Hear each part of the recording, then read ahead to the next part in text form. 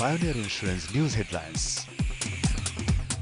গণমাধ্যমে তারেকের প্রচার বন্ধ করার পরামর্শ দিলেন খাদ্যমন্ত্রী কামরুল ইসলাম। আর ইতিহাস বিকৃতির দায়ে তারেক রহমান ও তার বক্তব্যের সমর্থকদের বিরুদ্ধে স্বরাষ্ট্র মন্ত্রণালয়কে রাষ্ট্রদ্রোহ মামলা করার পরামর্শ দিলেন সুরঞ্জিত। যুদ্ধাপরাধীদের দ্রুত বিচারের দাবিতে 18 এপ্রিল সারা দেশে বিক্ষোভ করবে গণজাগরণ মঞ্চ। একথা জানিয়ে মঞ্চের মুখপাত্র ইমরান ঈদ সরকার অভিযোগ করেন, সরকারের একটি অংশ গণজাগরণ মঞ্চকে নির্মূলের চেষ্টা করছে।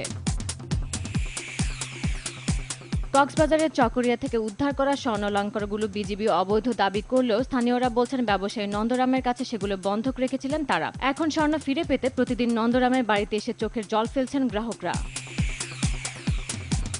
রাজধানীর তেজতুরি বাজারে কেমিক্যালের দোকানে লাগা আগুনে এ পর্যন্ত দগ্ধ 4 জন ঢাকা মেডিকেল কলেজ হাসপাতালে চিকিৎসাধীন অবস্থায় মারা গেছেন। শুক্রবার ইব্রাহিম খলিল, শফিউল আলম ও মোতালেব নামে 3 জন মারা যান।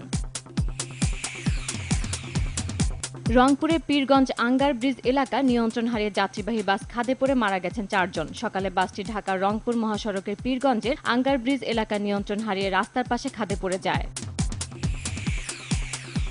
ফারাক্কার বিরূপ প্রভাবে শুকনো মৌসুম শুরুর সঙ্গে সঙ্গে নওগাঁর 7টি নদীর পানির স্তর স্বাভাবিকের চেয়ে অনেক নিচে নেমে গেছে। নদীগুলো প্রায় পানি শূন্য হয়ে পড়ে বড় চাষিরা পড়েছেন বিপাকে, আর বেকার হয়ে পড়েছেন নদী নির্ভর জেলেরা।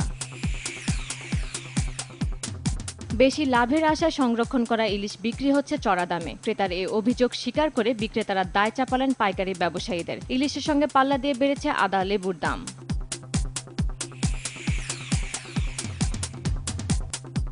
চলছে ভারতের 16তম লোকসভা নির্বাচনের 4র্থ দফা ভোট। 4 রাজ্যের 7 আসনে এই ভোট নেওয়া হচ্ছে। রাজ্যগুলো হলো গোয়া, আসাম, ত্রিপুরা ও সিকিম। এশিয়া কাপ ও পরের টি-20 বিশ্বকাপে বাংলাদেশের ব্যর্থতার পেছনে ক্রিকেটারদের দক্ষতা ও দায়বদ্ধতার অভাবকেই দায়ী করলেন জাতীয় দলের সাবেক অধিনায়ক শফিকুল হক হীরা। আর দলীয় কাঠামোতে পরিবর্তনেরও পরামর্শ দিলেন তিনি। মধুমতি ব্যাংক স্বাধীনতা কাপ ফুটবলের শিরোপা লড়াই বিকেলে মাঠে নামছে মোহামেডান স্পোর্টিং ক্লাব ও ফেনী সকার ক্লাব। বঙ্গবন্ধু স্টেডিয়ামে বিকেল 5টায় শুরু হওয়া ম্যাচটি সরাসরি দেখাবে বিটিভি ওয়ার্ল্ড।